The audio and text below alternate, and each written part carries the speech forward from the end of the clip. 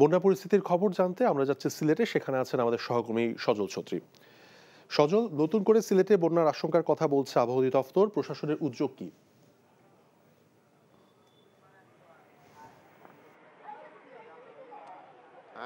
তৌফিক, যেটি বলছিলেন যে সিলেটে দুদফা চলতি মাসে বন্যা আক্রান্ত হয়েছে সিলেট এবং আসলে দুর্বিষহ অবস্থা গ্রাম থেকে শহরের সব জায়গায়। এখন কিন্তু আগামী 3 দিনের বৃষ্টিপাতে তৃতীয় দফায় বন্যার ঝুঁকিতে আছে সিলেটের জন্য প্রশাসন প্রস্তুতি নিয়েছে।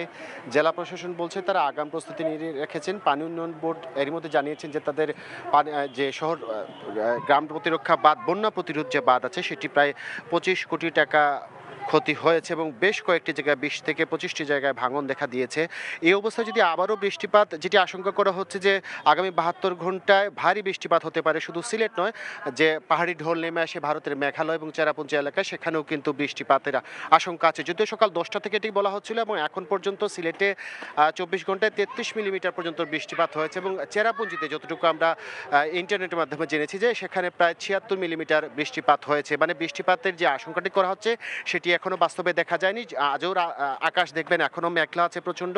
যদি বৃষ্টিপাত হয় তাহলে কিন্তু বন্যা পরিস্থিতির আরও অবনতি হতে পারে এবং চলতি মাসেই তৃতীয় দফায় বন্যার আক্রান্ত হতে পারে সিলেট, যে ঝুঁকিতে এখনো আছে। কারণ বন্যার উন্নতি বলতে শুধু পানি নেমে যাচ্ছে, কিন্তু যে ক্ষত বিধ্বস্ত ঘরবাড়ি সেগুলো কিন্তু রয়েছে এবং আশ্রয়কেন্দ্র থেকে যারা ফিরে যাচ্ছেন তারা কিন্তু দুর্বিষহ সময় কাটাচ্ছেন। এখন যদি নতুন করে আবার প্লাবন দেখা দেয়, যেটি আমরা কুশিয়ারা নদীর পানি বৃদ্ধির কারণে আমরা দেখেছি যে নতুন করে ফেঞ্চুগঞ্জ, বালাগঞ্জ, ওসমানীনগরের কিছু জায়গায় এখন পানি আছে, যদিও খুব বেশি অবনতি হয়নি, কিন্তু পানিবন্দী আছেন লক্ষাধিক মানুষ এই 3 উপজেলাতেই।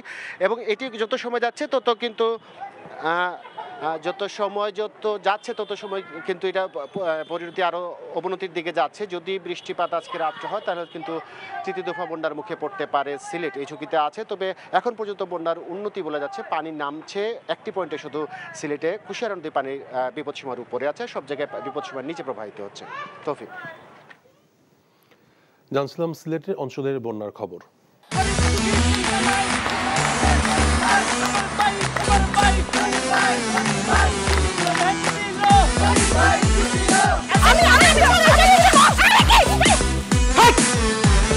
কি ধরনের আকাম করছে জানো? সারা বিয়ে করলো 2 খান, কিন্তু ফেসবুকে রিপোর্ট করেছে 1 খান।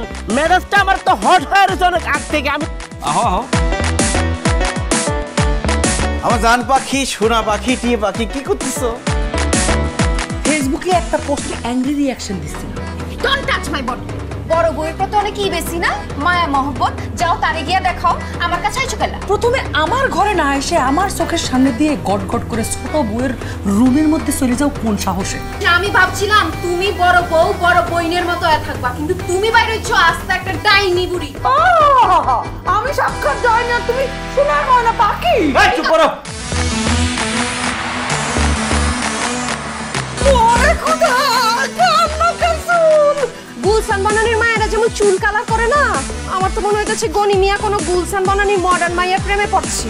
আমি জীবনে বিয়ে যদি করি 1 খান করবো 2 খান করবো না। তোরে পিড়ে অ্যাভয়েড করব।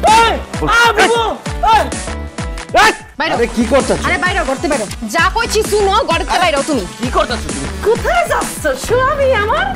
হ্যাঁ, তুমি ছাড়া মোর কোনো গতি নাই, তোমার ঘরে একটুখানি দাও ঠাই। দেখাই দিচ্ছে ছোট বউ তার আসল রূপ, নাগিনী সাপিনী। শুনছি ভালোবাসা টিকে থাকে বিশ্বাসের উপর। আমার উপর তোমাদের সেই বিশ্বাস ছিল, আজকে দেখতেছি আমার উপর আর কোনো বিশ্বাস নাই। যেহেতু বিশ্বাস নাই, তোমাদের সাথে থাকার কোনো ইচ্ছা আমার নাই।